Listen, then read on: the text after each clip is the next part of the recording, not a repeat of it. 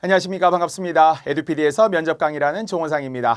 자, 오늘은 교육공무직 면접 특강입니다. 교육공무직에 초점화되어 있고요. 오로지 교육공무직 수험생들 그리고 시험을 준비하시는 분들을 위해서 이것만 알면 된다. 이것만 알면 합격할 수 있다라는 정말 사명감을 갖고 잘 준비했습니다. 사실은 이제 우리는 일반 공무원들 일행직이나 아니면은 국가직, 지방직을 위한 면접 강의가 따로 있는데요. 이 강의는 교육공무직을 위한 강의이기 때문에 여러분에게 큰 도움이 될 거라고 확신을 합니다. 자, 교육공무직 시험은 1차 시험은 시도교육청에 따라서 다르죠.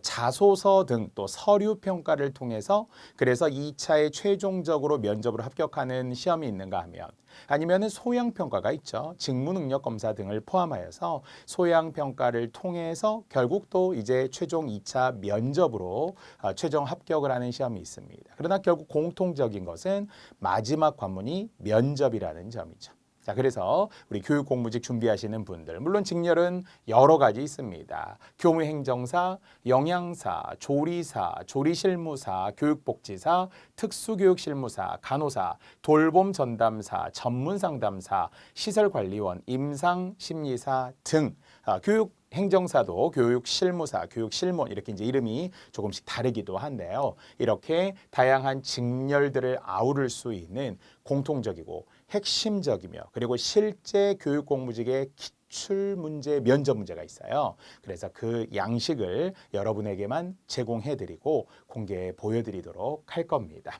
자, 교육공무직의 역할, 공통적인 역할이라고도 할 수 있는데요. 가장 중요한 첫 번째 협업이라고 해야 되겠죠. 그래서 협력하는 겁니다. 결국 업무를 분담하면서도 선을 넘지 않는 적절한 경계에 놓여 있다라고도 할 수 있고요. 그래서 자기의 일은 스스로 하자라는 그 노래 가사처럼 우리가 맡은 바 책임을 다하는 거죠. 우리 일에 대해서는 우리가 누구보다도 전문가로서 경력자로서 그래서 역할을 다 하는 것이고 또 그러면서도 함께 일을 나누는 것, 협업이라는 것이 매우 중요하더라라는 거예요. 그래서 이제 교육공무직과 관련된 앞에서는 특별한 강의들이 따로 있었죠. 관련 강의들을 만들어 놓으면서 인성검사를 위해서는 어떻게 할 것이냐. 학교 업무 이해하기와 관련된 이론들, 또 2022 개정교육과정에 관련된 이야기들도 했었고 교육공무직 관련 자기소개서는 어떻게 작성할 것이냐 이런 이야기를 관련 강의를 통해서 따로 했기 때문에 필요하신 분들은 따로 보시면 되고요. 자, 우리는 이제 면접에 딱 집중할 겁니다. 자, 그래서 자신의 맡은 역할에 충실해야 할 것이며 결국은 맡은 바 책임을 다하며 학교 업무에 대한 이해가 필요하다고 했고요. 전문 지식, 우리 직렬과 관련된 무엇보다도 전문가로서의 전문 지식이 필요하고 또 결국 교육 공무직이기 때문에 시도교육청 학교에서 결국은 업무를 하는 곳이라 공문서와 관련된 이해 심지어는 공문서에 들어가는 양식들, 문장 부호와 관련된 띄어쓰기 이런 것들도 사실 우리가 다 알고 있어야 하는 거고요. 또 민원응대, 갈등 상황 해결입니다. 물론 이제 정말 민원 처리는 지금 최근에 공무원을 비롯해서 가장 좀 곤혹스럽고 어려운 부분들이기도 한데요. 보디캠을 통해서라 또 촬영도 되어 있고 또 인권이라고 하는 게 뭐 민원인들만이 아니라 실제 공무원 또 교육 공무직으로서도 우리도 존중받아야 하잖아요. 갑과 을의 관계가 아니기 때문에 서로가 갑과 갑인 거잖아요. 존중받아야 합니다. 그래서 민원 응대는 어떻게 할 것이고 또 우리는 겸손하면서도 그게 지나치게 낮추어서 뭐 저자세로 할 이유는 없습니다. 학교에서도 학생 인권 조례도 있지만 학교 선생님들의 교권이라는 것도 지켜주어야 할 교권도 존중되어야 하고 그 위상도 분명히 있으니까요. 그래서 민원응대 또 갈등 상황도 그렇습니다. 직장 내의 갈등이 또 은근히 있거든요. 그래서 그러한 갈등 부분들을 내적인, 외적인 갈등 부분을 어떻게 슬기롭게, 지혜롭게, 자연스럽게 넘어갈 수 있을 것이냐. 우리의 마음의 문제이기도 하고요. 또 갈등 상황을 해결하기 위한 정말 정확한 매뉴얼들도 있어야 하겠죠. 자, 교육 정책에 대한 이해가 필요합니다. 특히 17개 보통 시도교육청 이런 말들 많이 쓰기도 하는데 결국 각 교육청과 관련된 홈페이지 반드시 들어가셔서 그래서 교육 정책과 관련된 비전이라는 게 있고요. 예를 들어서 5대 교육 정책 이런 식으로 슬로건을 정해 놓은 것 반드시 문제로 나온다고 봐야 합니다. 그래서 시도교육청에 대한 이해 반드시 여러분이 하셔야 하고요. 자, 이런 교육공무직은 어떤 분들이냐? 교육공무직의 역할은 무엇이냐라는 것들을 제가 항상 처음에 시작을 하는데요. 자, 무엇보다도 이제 우리가 면접이죠. 자, 면접은 얼굴 면자에 접할 접자. 말 그대로 얼굴을 접하여서 보는 시험이 되겠죠. 자, 서로 대면하여서 만나 보기 때문에 물론 대면도 있고 비대면도 코로나 때는 일부 있었습니다만 그러나 면접 시험이기 때문에 면접 시험은 직접 만나서 인품이나 언행 따위를 평가하는 시험이다라고 하는 거죠. 이제 국어 사전에 정의된 면접 시험이고요. 자, 그래서 그 사람이 가지고 있는 인품입니다. 인성이고요. 교양이에요. 이 모든 것들을 이제 아우르는 것이고요. 또 말과 행동이라고 하는 것이 과거 당날에 신언서판이라고 하는 관리를 등용하는 4가지 기준이 있었다는 거예요. 신, 몸이라는 거, 건강해야 된다는 거고요.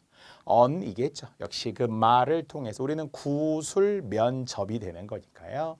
화려한 언변이거나 말재주를 말하는 것이 아니라 그래도 말 속에 들어있는 그 사람의 됨됨이 또 그러면서도 묻는 의도에 대해 정확하게 답변하는 것.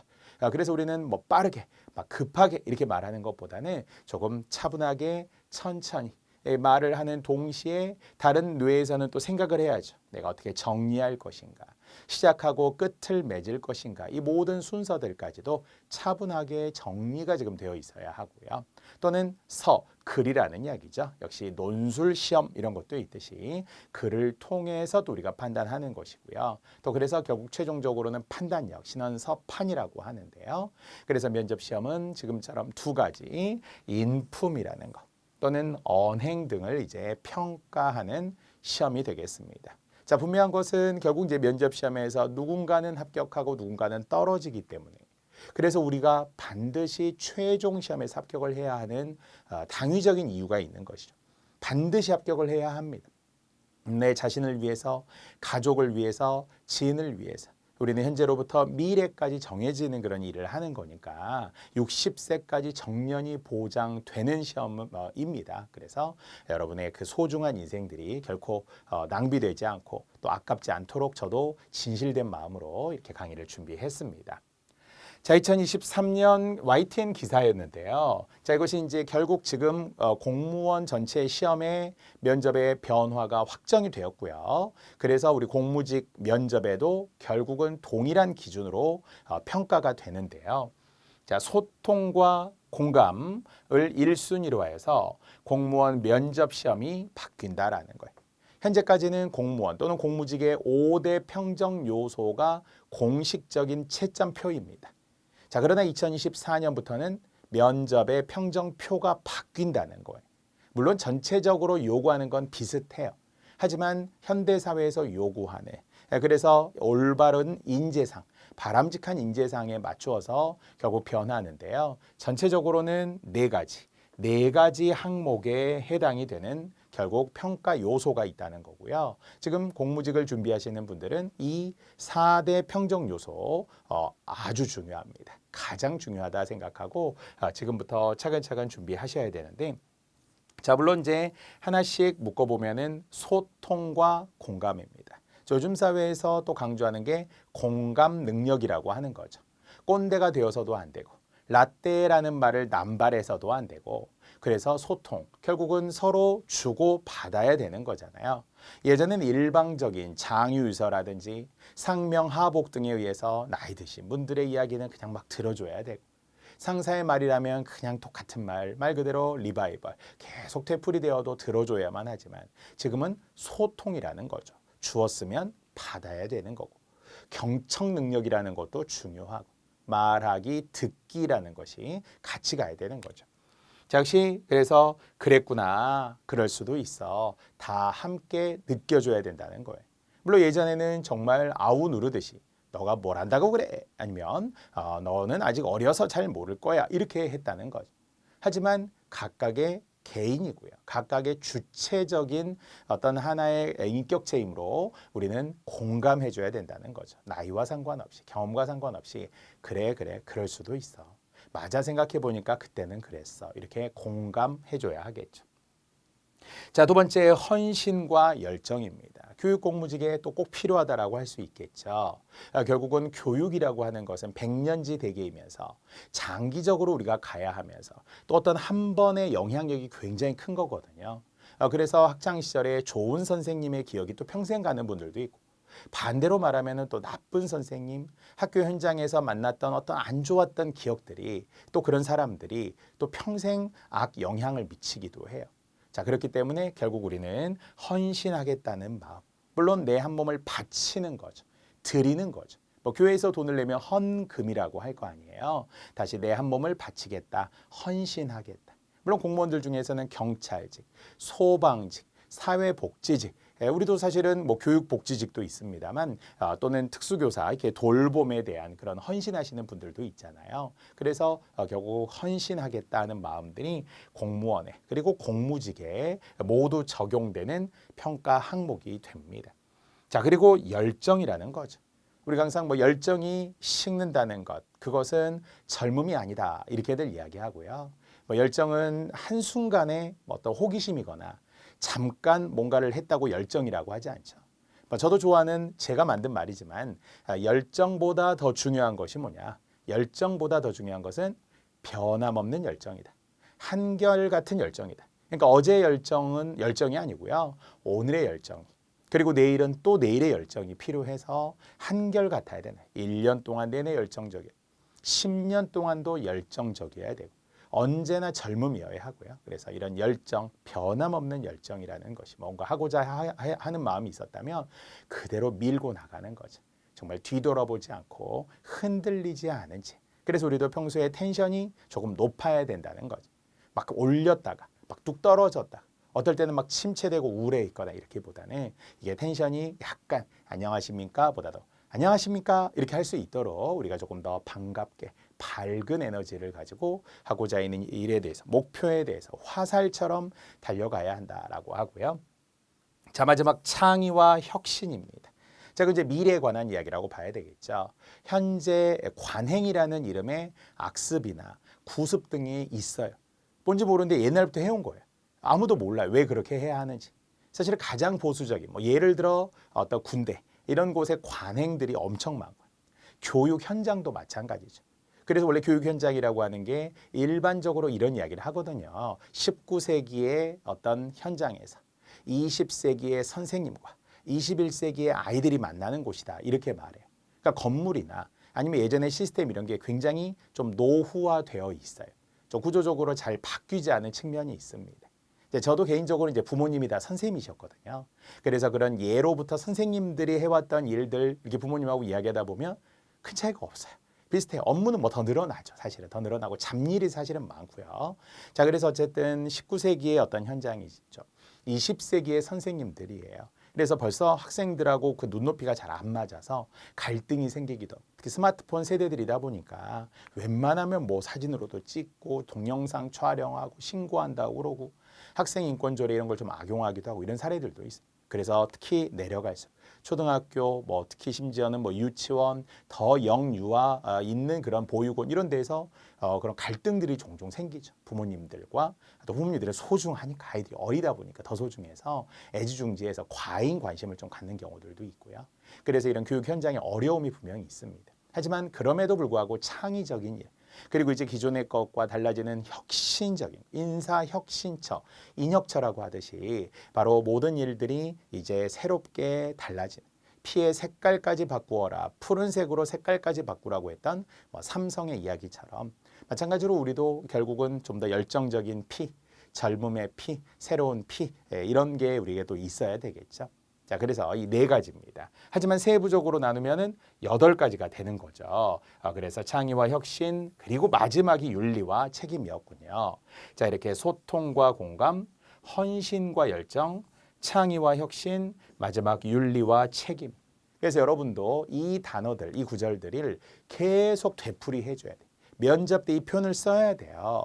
그러면서 우리는 앞에서도 언급했던 학교 업무 중에도 부정청탁 금지법, 이 청탁과 관련된 이야기들 우리도 조심해야 되잖아요. 흔히 김영란법이라고 하는 부정청탁 및 금품 등 수수의 금지에 관한 법률. 이런 걸 이제 사례로 많이 준단 말이죠. 이런 상황에서 무엇과 관련이 되느냐? 윤리와 관련이 된다. 그렇기 때문에 결국 공무원으로서 반드시 필요한 의무들 관련해서 최소한 6대 의무, 8대 의무 확대하여 우리가 13대 금지조항 포함과 금지조항 5대 포함하여 13대 의무 이렇게 말을 하기도 하는데 결국 공무원으로서도 꼭 필요한 청렴의 의무 이런 게 이제 결국 윤리와 관련된 한 번 더 결과의 책임을 지고 마무리를 잘하는 용두사미가 아니라 활용점정이 될 수 있도록 그렇게 마무리 책임을 다하는 것 이것이 공무원의 4대 인재상이자 우리 공무직이 또 나아가야 할 방향 지켜야 할 일이라고 할 수 있습니다. 그래서 기존의 평정 요소와 앞으로 이제 2024년부터 앞으로 요구되는 새로운 이 인재상을 결합해서 어느 하나를 버리지는 않아야 되고요. 결합해서 면접 때 활용된다라는 것을 잘 아셔야 합니다. 자, 그래서 2024년부터 공무원의 면접 시험이 달라지며 자, 아까 이야기했던 세부 평가 항목들, 평정 요소들이 이제 4가지 인재상에 맞게 전면 교체될 거라고 했어요. 자, 이런 이야기를 제가 이제 2024년 또 그 이후에도 대비하면서 항상 제가 첫 번째로 시작하는 시사적인 이야기예요. 앞으로 이렇게 변할 겁니다라고 말이죠. 자, 그래서 그중에 제가 2개의 단어만 한번 국어사전적으로 한번 정리를 해보았는데요. 소통과 공감이라고 했어요. 자, 뭔데 소통이라는 것이 막히지 아니하고 잘 통해야 하는 소통할 소에 통할 통이 된 거고요. 또 뜻이 서로 통하여 오해가 없어야 된다는 거죠. 사실 이제 어떤 인간관계에서 친밀하고 신뢰가 쌓여 있을 때는 작은 일에 대해서 오해가 생기지 않아요. 그러려니 해요. 나의 부족함도 친구의 부족함도 서로가 이해가 돼요. 근데 그런 신뢰관계가 쌓이지 않을 때는 이제 작은 것 하나가 엄청 예민하죠. 자꾸 거슬리기 시작하면서 그러면서 자꾸 이렇게 쳐다보게 되는 거예요. 소통이 안 되는 거죠. 그래서 마음의 문이 닫히는 순간 그 다음부터는 다 주기 싫은 거예요. 보기도 싫은 거예요. 받은 것도 없고 주는 것도 없는데 그냥 막 미운 거예요. 그러니까 이렇게 되면 안 된다는 거예요. 그래서 다시 한번 결국은 뜻이 서로 통하기 위해서는 그런 의미의 상호 신뢰가 바탕이 되어야 되고 이해할 줄 알아야 되고 배려할 줄 알아야 되고 또 많은 대화를 나누어야 하고 이런 것들이 어떤 문제들이든지 간에 필요한 해결책이면서도 하나의 전제예요. 상호 신뢰의 바탕을 두면서 소통하는 거죠. 남북관계도 마찬가지라고 하잖아요. 상호 신뢰의 바탕을 둔 항구적인 평화가 되어야 되는 거. 그런 게 이제 전제되어야 한다라고 하거든요. 그래서 소통이라는 것 중요합니다. 우리 자신과의 소통도 있어요. 내 마음속에 나와 바깥의 나와도 잘 소통이 되어야 되고 당연히 이제 사람과 사람 간에 또는 우리 사회에서의 우리 개인의 역할 이런 것도 분명히 필요하니까요. 자, 공감 역시 한 가지. 그러니까 다 함께 느끼는 것. 그것이 공감이 되겠죠. 남의 감정, 의견, 주장 따위에 대해 자기도 그렇다고 느끼는 것. 그렇게 느끼는 기분을 바로 공감 능력이다. 그렇게 했잖아요. 그렇구나. 이렇게 우리가 공감하는 거죠. 그럴 수도 있구나. 이렇게 되는 거죠. 물론 우리는 모든 것을 공감하지는 않아야죠. 예를 들어 불법적인 것. 비리 이런 것들은 안 되죠. 그런 거는 어떤 상황을 잘 보고 대화를 통해서 이거 안 됩니다 하고 정확하게 불법에 대해서는 규정을 하고 고치도록 개선하고 그게 안 됐을 시에는 다른 상사들과 대화를 하거나 동료들에게 알려야 되겠죠. 이런 문제가 있는데 이건 아닌 것 같아. 그건 아니지. 이러면서 나의 옳음을 먼저 확인하고 그 잘못된 부분을 개선하기 위해서 대화하고 설득을 하다가 안 되면 이제 그럴 때는 결국은 마지막 방법들 뭔가 정말 신고한다든지 아니면 다시 한번 상사에게 지금 이 상황의 어떤 불법성, 위법성을 정확하게 알려야 되는 것. 근데 처음부터 신고한다. 처음부터 고발한다. 이런 거 안 된다는 거죠. 그래서 다시 한번 공감이라고 하는 것은 물론 필요한데요. 그것은 저는 어떤 체계에 대한 먼저 공감이 필요해. 이 시스템에 대한 공감. 이렇게 왔겠구나. 솔직히 나랑은 좀 맞지 않은 부분도 있지만 맞지 않는다 해서 막 면직하고 그만두고 이럴 수는 없는 거잖아요. 그래도 우리는 결국은 무기직, 정규직이에요. 그렇기 때문에 공무직으로서 정말 우리가 받을 수 있는 혜택은 다 받고 권리와 의무 당연히 우리가 다 공감하고 또 생각을 해야 되는 거고요. 그래서 지금 두 가지 소통과 공감에 대한 이야기 앞으로도 매우 중요할 것이 꼭 이 단어들을 쓰셔야 돼요. 그러니까 면접의 아쉬움은 하고 싶은 말을 다 하지 못한 거예요. 생각이 안 나기도 하죠. 당황하기도 하죠. 뒤늦게 끝나고 나오니까 이 말 했어야 되는데 하고 막 후회가 밀려오죠. 그래서 미련이 남죠. 그리고 막 눈물로 이제 막 그날부터 막 나 이거 면탈인가 봐. 이거는 정말 큰일 났어. 나 광탈했어. 이렇게 생각해요. 그러나 그렇지도 않아요. 면접 조금 못 보더라도 또 합격할 수 있는 가능성이 있으니까 과정에서 실망하고 스스로 막 낙담해서 면접 중간에 그냥 안 될 것 같아요. 저 포기할래요. 돌아서지 말라는 거예요. 끝까지 최선을 다해 주세요. 그래서 역시 우리 공무직을 위한 면접의 20대 팁, 20가지 팁을 제가 주는데 그 마지막이 끝까지 최선을 다한다는 거예요. 그렇죠? 자, 이렇게 소통과 공감이라는 키워드로 한번 소개를 해드렸고요. 하여튼 제가 이제 생각하는 면접은 스킬이나 아니면은 즉흥적인 어떤 임기응변을 통해서 위기를 벗어나려고 하거나 아니면은 그냥 달달 외워서 가거나 이런 게 아니라 우리가 많이 쓰는 근본적인 변화라는 거예요. 저 역시 많이 실제 모의 면접들을 보고 면접관으로서 학생들 앞에서 이렇게 지도하면서 볼 때 많이 느낀 게 학생분들이 수험생분들이 진짜 많이 변합니다. 면접 때. 필기는 그냥 어떻게 책 보고 시험 잘 보다 보니까 된 거예요. 근데 이제 면접 준비하고 자기소개서를 작성하고 이렇게 하면서 이게 뭔가 이제 곰곰이 생각해 보는 거예요. 정말 내가 이 일을 할 수 있는 사람인가? 그럴 만한 역량이 있는가? 사실 생각해 보면 어때요? 조금 다 부족함을 느껴요. 특별히 내가 잘하는 것 같지도 않고. 좀 미흡한데 내가 최고의 선택이거나 최선의 선택보다 차선의 선택으로 선택하시는 분이 또 많이 있거든요. 공무직은. 그래서 결국 경험도 많고 나이도 좀 있으시고 이러신 분들이 있고 요즘엔 뭐 연령대가 20대까지도 충분히 내려와 있기도 한데요. 말 그대로 고퀄리티의 고스펙도 많이 있으십니다. 그러니까 경쟁이 되게 치열해 생각보다도. 그래서 이제 우리가 면접 준비를 하면서 근본적 변화가 와요. 꼭 되고 싶다. 진짜 내가 이런 사람이었으면 좋겠다.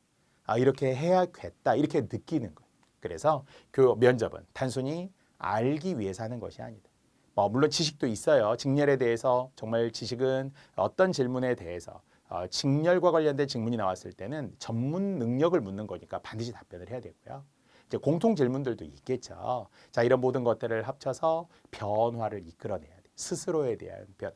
그래서 막 안에서 막 뭉클한 게 솟아와야 돼. 진짜 꼭 되고 싶다. 처음에는 그냥 적당히 어떻게 하려고 뭐 되든지 안 되든지 상관없어 이렇게 했지만 이미 1차를 통과하고 면접을 준비하다 보면 꼭 되고 싶은 거거든요. 그래서 여러분도 단순히 머리로만 공부하지 말고 가슴으로, 심장으로 우리가 공부해서 뜨거운 피, 그 패션, 열정이라고 하는 그 뜨거운 피가 식지 않기를 저도 바랍니다. 자, 어쨌든 이제 우리는 교육공무직 면접에 관한 정확한 어떤 이야기들이에요. 면접 방법을 좀 소개해 드리겠습니다. 자, 면접은 응시자가 착석 후 면접위원 3인이죠. 물론 뭐 지방직, 국가직 이런 이제 공무원 면접들이 일반적으로 달라요. 2인 1조 이런 면접이 진행되기도 하고요. 3인 1조인데 이제 교육공무직은 3인 1조라고 보아야 하겠죠. 면접위원이 3명이 되고요. 이제 내가 한 명 면접자가 이제 들어가는 거죠. 자, 각각 면접 평정표가 있으니까요. 평정표상의 평정 요소, 5대 평정 요소라고 했어요. 별로 면접 시험 결과가 평정이 됩니다. 평가해서 이제 정해지는 거죠. 자, 여기서 주의사항 중에 응시자가 이미 답변을 마친 문항은 앞 문항으로 되돌아가서 보충 답변을 할 수 없다고 했어요. 자, 바로 여러분들이죠. 응시자 입장에서 자, 이제 답변을 마쳤고 자, 다음 문제 질문하겠습니다 하고 넘어갔는데 잠시만요. 죄송합니다. 아까 이제 질문 못한 거, 답변 못한 거 생각이 났는데 답변해 드려도 되겠습니까? 안 된다는 거죠. 이미 지나갔기 때문에. 법률도 불소급의 원칙이라는 것들이 있듯이 거슬러 돌아갈 수가 없어요. 시간 제한이 있고요. 물어야 할 문제들이 있기 때문에 이미 평정이 완료가 돼 있잖아요. 그러니까 되기 전에 우리가 죄송합니다. 제가 다시 답변 드려도 되겠습니까? 이거는 괜찮아요. 하지만 이미 문제가 넘어갔을 때에는 다시 지나간 것에 미련을 갖지 말라는 거예요. 한번 지나간 버스는 돌아오지 않는다. 다만 다음 버스가 새로 올 뿐이겠죠. 자, 두 번째. 자, 질문 및 답변 시간은 응시자당 10분 내외 최대 13분으로 한다는 거예요. 사실 10분 내외라고 하면 정말 잔인하죠. 10분의 인생이 결정이 되니까 말이죠. 하지만 그 당락도 그 무수히 많은 과정 속에서 연습 시간 속에서 결국 최종 당락이 되는 거니까요. 10분 내에 질문할 수 있는 거 최대 5문제밖에 안 돼요. 평균적으로 보았을 때. 그래서 차근차근 5문제가 아니라 결국 50문제, 500문제, 5000문제 준비한다 생각을 하고 나만의 콘서트다. 나만의 오디션인데 나는 말 그대로 요즘 학생들이 많이 쓰는 개당당하다. 난 당당하다 생각하면서 자신 있게 답변하시면 돼요. 다만 자신 있때 온화한 표정은 잃지 말아야 할 것이고요. 자신감은 이때 또 겸손하게 아이 콘택트 하면서 면접관의 눈을 정말 좀 신뢰하는 눈빛으로 존경하는 눈빛으로 내 몸이 막 앞으로 향해 가는 것처럼 실제 그렇게 가서는 안 되지만 그렇게 하면서 면접자와 정말 따뜻하고 그리고 정말 전문적인 차분한 그런 대화가 진행되기를 바라는 거고요. 최대 13분 정도입니다. 근데 보통 이제 면접을 보고 오신 분들의 이야기를 들어보면 생각보다 짧았다 이렇게 말해요. 뭐 예를 들어 한 7분 정도, 7, 8분 정도. 그리고 딱 시간이 되면은 땅 하고 땡 하고 또 종소리가 바로 앞에 이제 놓여 있기도 하고요. 그러면은 그 시간을 초과하면은 더 이상 이제 안 되게. 자, 마지막 질문입니다도 해야 되고요. 또 그러면서도 또 주변에서 똑똑 밖에서 막 두드리기도 해요. 시간이 다 됐습니다라는 안내를 해주기도 해요. 왜냐하면 뒤에 계속 기다리고 있으니까 연쇄적으로 밀리면 안 되겠죠. 자, 면접관 3인이라고 했잖아요. 응시자 1인이겠죠. 자, 이제 면접관과 응시자 사이의 간격은 2m 이상으로 확보해야 한다. 자, 2m니까요. 결국은 살짝 떨어져 있어야 되겠죠. 너무 멀어서도 안 되고 너무 이렇게 바짝 있게 들어가서도 안 되겠죠. 하지만 목소리는 좀 또박또박 말하더라도 들릴 수 있도록. 의외로 가장 우리가 이제 최악의 요소들이 많지만 의외로 목소리가 작으신 분들이 있어요. 벌써 그게 이제 자신감 결여, 준비 부족을 동일하게 생각하는 거예요. 아니 저는 성격이 원래 내성적이라서 목소리가 좀 작은 편이에요. 이런 거 안 돼요. 시험이잖아요. 시험은 가장 최고의 컨디션으로, 가장 최고의 준비 자세로 모든 사람들보다 내가 더 낫다는 걸 보여줘야 되는 거기 때문에 그래서 자신 있게 목소리도 크게, 입모양도 크게, 고개 숙이지 말고 허리 구부리지 않고 위축되지 않도록 그렇게 차분하게 침착하게 답변하시면 되는 거예요. 자, 간격은 2m 이상으로 확보되어야 한다라는 거예요. 뭐 사실 국가직 같은 경우는 무슨 뭐 킨텍스 같은데 몇 이런 데서 실제 면접이 진행되기도 하는데 일산에서 자 그러면 이제 그런 데에서 보면은 칸막이로 돼 있기 때문에 엄청 좌우가 시끄러워요. 엄청 좌우가 시끄러우면 어떻다고요? 안 들려요. 그래서 더 크게 말해주세요 이런 얘기를 면접관이 자주 하거든요. 그러면 이제 다른 또 이 칸막이 밖에서도 또 여기서 소리 크게 안 해. 그럼 나도 크게 해야지. 서로가 막 약간 소음처럼 들리기도 한데 그런 게 외적으로 신경이 분산되기도 하거든요. 교육공무직은 또 그렇게까지는 하지 않으니까요. 그래서 여러분들이 2m 간격이 있는데 내가 어떻게 답변할 것이냐. 내 목소리가 어떻게 잘 전달할 것이냐를 계속 생각하고 연습하셔야 돼요. 자, 이제 질문인데요. 자, 질문은 대체로 5문제라고 했어요. 자, 대체로기 때문에 저는 6문제 물어보던데 7문제 물어보던 이러신 분들도 있긴 합니다만 대체로. 자, 공통 3문제. 그리고 전문 영역. 당연히 전문 영역이 직렬과 관련된다는 거겠죠. 2문제. 이렇게 답변을 하고 거기에 따라서 이제 채점을 하게 되는 거예요. 그런데 놀랍게 이제 우리 교육공무직은 채점표가 좀 더 세분화되어 있어요. 그러니까 보통은 상, 중, 하 형태처럼 당연히 우수, 보통, 미흡으로 되어 있는데 교육공무직의 답안지를 제가 실제로 보았더니 5단계로 되어 있어요. 5단계로 되어 있다는 것은 매우 우수, 우수, 보통, 미흡, 그리고 매우 미흡으로 되어 있고요. 이 점수 차이 자체도 16점이나 차이가 나요. 이게 뭐냐면 변별력이 있다는 거죠. 물론 또 다른 시험들에 의하면은 막 소수점까지도 채점한다 이런 말들도 있긴 한데요. 그렇게 하지 않아도 지금처럼 4점 단위로 지금 5개의 단계로 나누어 놓았다라는 것은 변별력이 있어요. 총점을 보았을 때 때로는 정말 1, 2점 차이로 당락이 좌우되기도 하겠죠.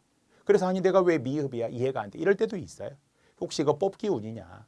면접관에 따라 변수가 있는 거냐? 내가 재수 없어서 떨어진 거냐? 이제 이런 불만들이 아쉽게 안 되신 분들은 약간 이해가 안 될 때도 있어요. 제가 봐도 이해가 안 되게 떨어지신 분들도 있어요. 되게 잘 봤어요. 그런데 안 됐고요.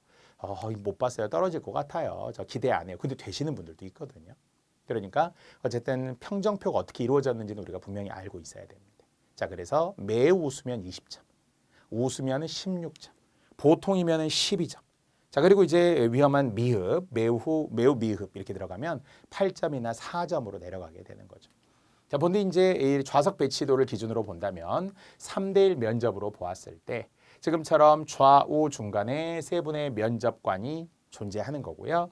이제 면접자, 응시자가 있겠죠. 자, 그렇다면 아까 2m 이상 이제 간격이 벌어진다. 간격을 벌어두고 해야 된다라고 했었잖아요. 자, 근데 이제 보통 누가 면접관이냐? 자, 공무원 기준으로 본다면은 국가직, 지방직은 4급, 5급이 많은데 여기 이제 5급, 6급 정도의 공무원들이에요. 자, 교육청에 주로 근무하는 5급, 6급 공무원과 자, 그리고 교감이나 아니면 장학사와 같은 역시 교육. 그러니까 분명히 이게 다 교육과 관련된 분들이잖아요. 직렬은 잘 모를 수 있어요. 왜냐하면 그 직렬은 딱 한 분 정도가 들어가니까. 뭐 예를 들어서 뭐 정말 뭐 영양사 이렇게 들어가시기도 하고요. 아니면은 정말 특수실무 무슨 교사, 교육사 이런 분들이 들어가기도 하거든요. 자, 하여튼 교육과 관련된 분들이 모두 있기 때문에 우리가 교육이 표방하는 것. 다시 한번 우리는 평생교육이라는 말도 쓰죠. 요람에서 무덤까지도 쓰죠. 교육이라는 것의 효과가 평생 간다고 하거든요. 긍정적인 영향도 평생 가고요. 부정적인 영향도 평생 가기 때문에 그래서 결국은 책임감을 가져야 될 것이고 또 그러면서 교육의 그 대상들이 있을 수 있기 때문에 그 대상들에게 정말 인격적으로 또 진심을 다해야 된다. 뭐 이런 것들이 있을 거예요. 성실해야 되는 거 당연하고요.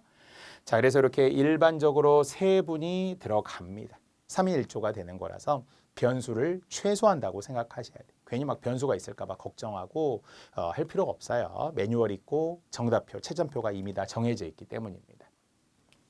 자, 그래서 일반적으로 공무원 면접의 이제 5대 평정 요소라고 했을 때는 공무원에는 이제 세 가지 상중하로 되어 있고요.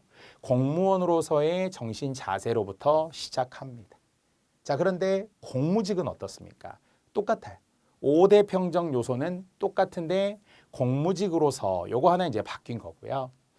그리고 아까 5단계로 나누었다고 했었잖아요. 아까 점수로 매우 우수의 20점, 우수의 16점, 보통 12점, 미흡의 8점, 그리고 매우 미흡의 4점에 되어서 무려 16점이나 차이가 난다고 했습니다.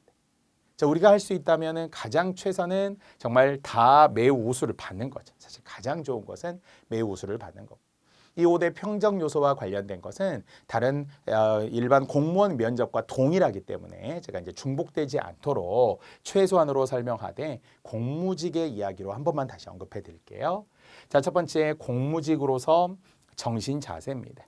로서라는 것도 우리가 평소에 발음 잘 하셔야 돼요. 로서 이렇게 하지 않도록 말이죠. 자격인 로서와 수단 방법인 로서는 구별해야 되죠. 공무직으로서, 공무원으로서, 대통령으로서, 부모로서, 학생으로서, 사람으로서 할 때는 로서라고 하는 자격이 되어야 하고요.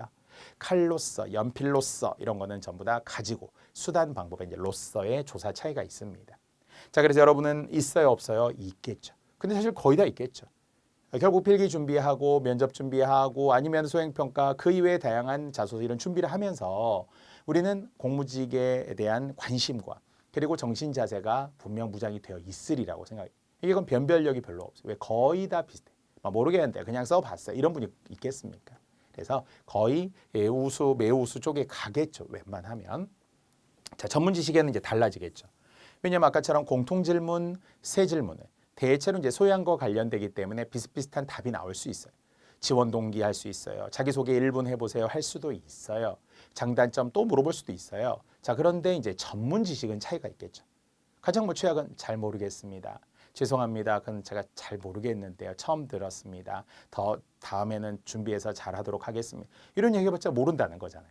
자, 그래서 전문 지식에서 우리가 모르지 않아야 되겠죠. 여기서 이제 점수의 변별력이 좀 생길 거고요. 자, 또 의사 발표의 정확성과 그 논리성이라고 했어요. 지금 제가 여러분에게 어떻게 이야기하고 있습니까? 가능하면 또박또박 이야기하려고 애쓰고 있거든요. 가능하면 차분하지만 속도도 빨랐다, 조금 느렸다 조절하는 부분도 있기도 해요. 강조할 때는 강조해야죠. 가장 중요한 것은 제가 이런 말도 여러분에게 하고 있습니다. 무엇보다도 중요한 것은 이런 거 해야 돼. 의사 발표에 있어서의 정확한 핵심 내용과 뒷받침 내용들이 나와야 돼. 3대 구체적 진술이라고 하는 첫 번째 이유 제시. 왜냐하면 이런 거 반드시 여러분 하셔야 돼. 그게 논리적으로 뒷받침하는 거예요. 예를 들어 이거 하셔야 돼. 예시 제시하셔야 되고. 다시 말하면 이게 이제 부연 설명이 필요할 때도 있어요. 뭐 면접에 가장 필요한 것은 다시 한번 왜냐하면 왜냐하면 저는 찬성합니다. 반대합니다. 이렇습니다. 왜냐하면 물론 우리가 언제나 왜냐하면이라고만 할 필요는 없어요. 그 이유는 아니면은 그 요인은 원인은 뭐 이런 것도 좋아요. 아니면은 때문에 뭐뭐하기 때문에 하면서 우리가 때문이다라는 서술어를 쓸 수도 있고 때문에라고 말을 할 수도 있어요. 그래서 조금의 변화를 주되 의사 발표의 정확성 제발 또박또박 말해주세요. 말끝을 흐리지 않아야 돼요. 그야 이렇게 기어 들어가듯이 입을 너무 조그맣게 벌려서 잘 안 들리게 마치 무슨 모기 소리처럼 앵앵거리지 않도록 해줘야 된다는 거죠. 물론 제가 원래 그런데요. 하지만 우리는 연습을 해야 된다고 했어요. 시험이기 때문에 조금 더 입을 크게 벌리고 뉴스 보시고 아나운서들 말 따라 하시고 발성 연습 반드시 하셔야 되겠고요. 발음도 신경 써야 되겠죠. 자, 논리성까지 적절한 뒷받침 진술 알겠죠? 구체화 필요하다고 했습니다. 자, 예의, 품행, 성실성 있겠죠. 사실 어떻게 예의를 갖추지 않은 채 인사해야 되겠죠. 30도에서 45도 정도로 그래도 기왕이면 우리가 약간 공손할 정도로 해야 되겠죠. 또박또박 하더라도 조금 천천히 말할 수 있으면 좋겠죠. 경우에 따라 악센트 줘가면서 말이죠. 자, 그래서 예의도 있고 품행도 있고 성실할 겁니다. 변별력이 좀 많지는 않을 거예요. 자, 하지만 또 하나의 아주 중요한 창의력, 의지력 및 발전 가능성.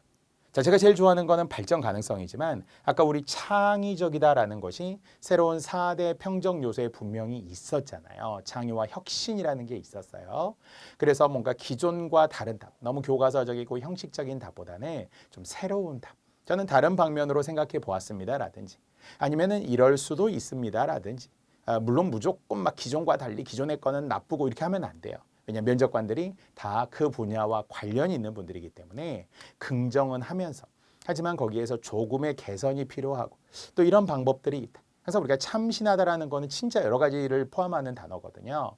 어휘의 참신성, 문제 해결의 참신성, 대안 제시의 참신성, 근거의 참신성, 뭐 되게 참신한 게 되게 많아요. 그래서 창의성이 있었느냐 없었느냐 이런 것도 되게 중요하고요. 자, 의지력 어떻게 한다고요? I can do죠. 제가 해보겠습니다. 할 수 있습니다. 그래서 중요한 열정이라는 말을 한 거잖아요. 변함없는 열정이 분명히 있어야 된다라고 했기 때문에 저는 한결같이 뭘 해왔다거나 오랫동안 저는 변하지 않았다거나 그리고 이런 일에 대해서 내가 좋아하고 기뻐하고 보람을 느끼고 있다. 그래서 앞으로도 잘할 수 있을 것이다. 그래서 나는 절대 그만두지 않을 것이다. 이런 것들을 사실 내포하면서 하는 거. 자, 중요한 게 발전 가능성이라고 했어요. 자, 그래서 자소서에서도 일반적으로 들어가는 자기 개발이라는 것도 들어가야 되고요. 내가 무엇을 어떻게 더 할 것이냐라는 거. 현실에 안주하지 않도록 더 공부해야 되겠죠. 더 연구해야 되겠죠. 더 뭐 자격증도 따야 되겠죠. 더 컴퓨터 활용 능력, 컴활이라든지 아니면은 그 이외에도 엑셀이라든지 아니면 워드라든지 뭔가 이렇게 내가 컴퓨터와 관련해서 더 지금 더 알아보고 싶다. 재밌다. 책 보고 공부하고 연구하는 걸 좋아한다. 라는 걸 자꾸 또 어필해 줘야 된다라는 거죠. 그래서 지속 가능성부터 예측 가능성부터 마지막에 발전 가능성까지 이 모든 것들이 5대 평정 요소에 들어있어야 한다는 거죠. 다만 이제 아까 그 이외의 새로운 인재상도 추가하기로 한 거예요. 그래서 앞에서 이야기하듯이 소통과 공감이라는 것이 헌신이라고 하는 것이 창의라고 하는 것이 윤리라고 하는 것이 이런 것들이 이제 다 기본적으로 바탕이 되어야 하겠죠. 자, 이게 여러분에게 모두 매우 우수. 물론 매우 우수 20, 20, 20, 20, 20 이렇게 해서 100점이 되면 뭐 얼마나 좋겠습니까만은 그렇지 않더라도 분명 우리가 미흡만 아니라면. 근데 미흡에 제일 우려되는 게 뭐라고 했죠? 전문 지식. 이 전문 지식. 아니면 발전 가능성 언급이 없는 거. 예, 현재 이렇게 합니다. 어떻게 하다 보니까 왔는데 이런 거 하면 안 된다고 했죠. 앞으로 어떻게 하겠다. 특히 앞으로 우리는 어떤 사회? 결국은 고령화, 저출산과 관련된 문제. 교육으로서의 그 교육 대상자들이 좀 줄어들 수밖에 없고요. 자, 그래서 어떤 교육의 대상이 좀 더 넓혀지기도 해요. 뭐 대학 같은 경우도 그냥 정말 우리가 20대 내국인의 대학생 이런 인식이 별로 없어져 가고 있어요. 중국인을 비롯하여 외국인 대학생들도 많고 심지어는 20대가 아니라 뭐 평생교육, 사회교육이라는 걸 강화하면서 대학들에서 나이 드신 분들도 많이 유치합니다. 밤에도 수업할 수 있도록 합니다. 그래서 어떤 교육의 대상이 너무 막 작은 아이들, 나이가 적은 그런 뭐 키도 작고 체구도 작고 이런 아이들이 아니라 어린 아이들만이 아니기 때문에 결국 우리가 교육도 미래에 대한 방향이 좀 바뀔 수도 있어야 된다고 생각은 하는데요. 자, 이렇게 교육 공무직과 관련된 5대 평정 요소까지 살펴보았습니다. 자, 이제 아주 중요한 이야기인데요. 이게 어떨 때 매우 우수를 주는지 실제 채점 내용의 사례입니다. 이거는 실제 답안지입니다. 실제 답안지. 자, 이게 이제 5가지가 있어요. 물론 어떤 것을 잘했을 때 매우 우수하다라고 이제 아까 20점을 주겠다는 건데요. 첫 번째, 덕목 및 실천 방법에 대한 설명이 매우 우수했다. 그러니까 뭔가 덕목을 말하라고 했어요. 교육 공무직의 덕목. 그럼 아까 다 한 거예요.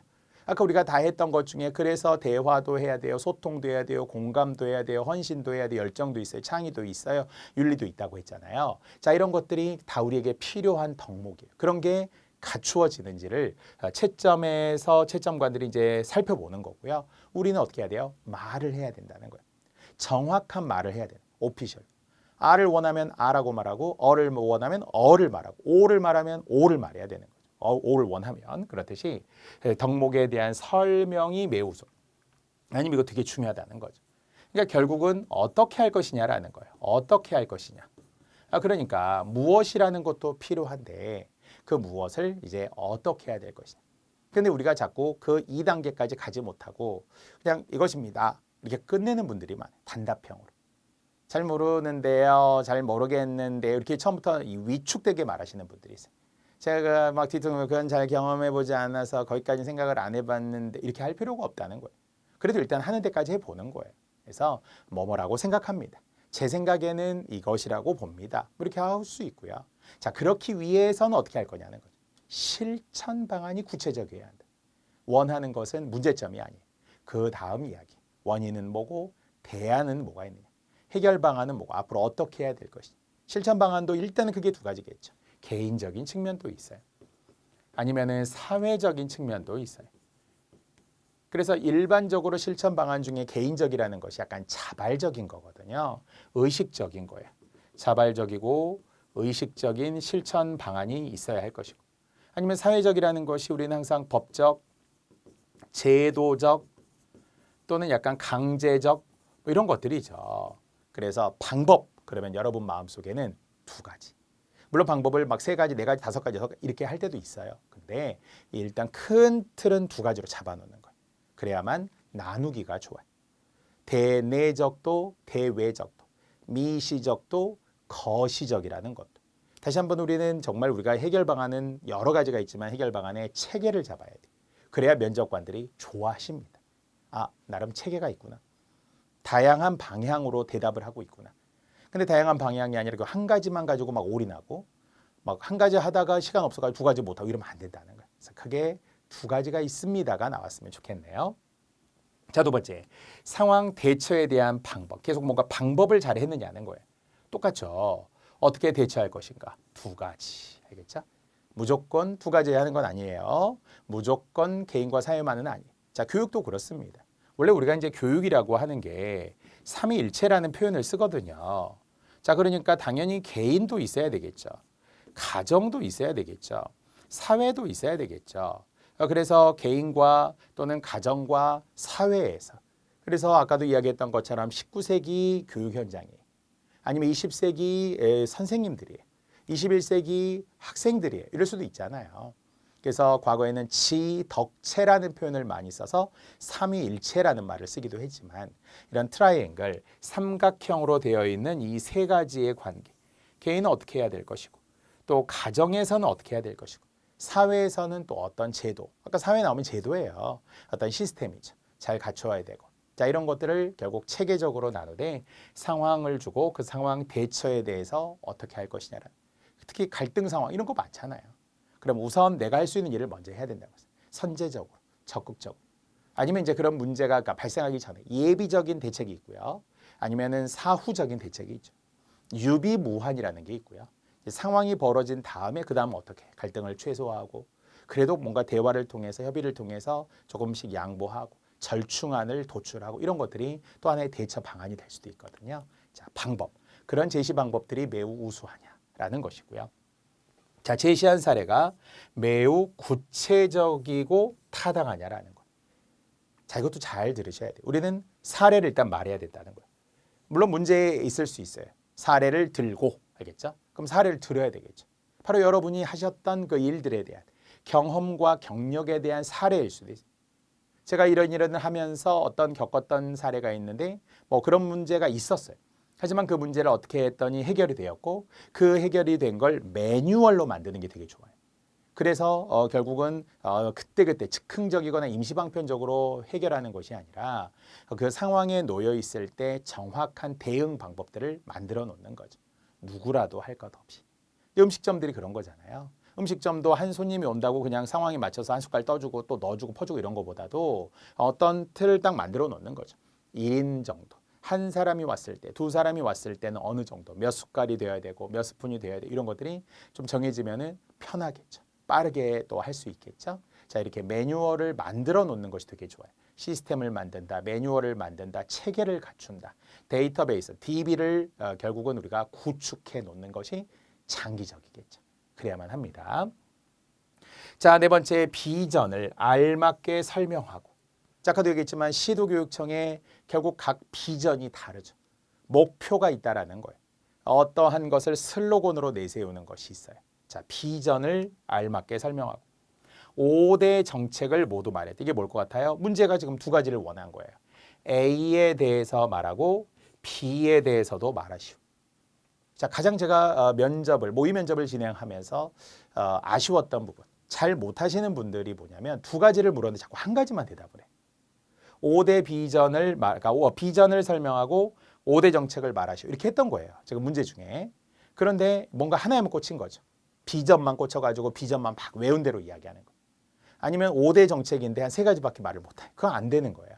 5대 정책이면 5대 정책이 돼야 돼. 그래서 달달달 외워. 포스트잇에 적어서 책상 앞에도 붙이고 아니면 어디 천장에도 붙이고 내 이마에도 붙일 수 있을 정도로 정말 툭 치면 바로 나와야 되는 거예요. 비전과 5대 정책을 물었으면 그대로 정확하게 설명할 수 있어야 된다는 거고요. 자, 여기도 있네요. 개인적 방안과 제도적 방안을 모두 적절히 제시했다는 거예요. 완벽하네요. 개인적이고 자발적이고 의식적인 노력 있어야 돼요. 우리도 사실 달걀 밖에서 깨지면은 그것은 결국 프라이밖에 안 되지만 안에서 깨지면 병아리다 이런 말 하잖아요. 그래서 불교에서도 이야기하지만 결국은 줄탁동시라는 표현이 바깥에서도 쪼아야 되고 안에서도 빠져나오기 위해서 나도 막 몸부림을 쳐야 돼. 그래 이제 생명이 되는 거예요. 의식적이라는 것. 개인의 노력도 분명히 있어야 돼요. 근데 이제 개인의 노력만으로는 또 한계가 있죠. 사회 문제는 사회적으로 해결해야 한다. 라이놀트 니버, 도덕적 인간과 비도덕적 사회라는 책에서도 나오는 이야기죠. 그래서 결국 사회 문제는 사회적으로 해결해야 된다. 제도적, 법적 시스템을 갖추어야 하는 걸 원하는 거예요. 앞에서 얘기했지만 개인과 개인으로 한계가 있기 때문에 미시적으로 우리가 1대1로 도와주는데도 한계가 있어요. 그래서 결국은 이것이 제도적으로 좀 뒷받침이 되고 정책적으로 뒷받침이 되어야 한다라는 이야기들을 우리는 끝에서 꼭 해야 돼요. 그걸 면접하시는 분들도 좋아하거든요. 제가 다 하겠습니다. 헌신하겠습니다. 내 한 몸 다 바쳐서 24시간을 근무하겠습니다. 이럴 수는 없는 거잖아요. 그래서 다시 한번 분명 그 방안 중에 이 두 가지를 직접적으로 요구했을 수도 있고 아니면은 요구하지 않았지만 이미 잠재되어 있다는 거죠. 자, 방안에 대해서도 말씀해 보세요. 그럼 우리는 두 가지. 방안은 두 가지라고 했어요. 개인적, 제도적. 자, 그래서 개인적이라는 용어를 계속 쓸 필요는 없고요. 개인적이라는 것이 거듭 자발적일 수도 있고 다시 한번 의식적일 수도 있어요. 우리 스스로 변해야 되는 거. 한 개인.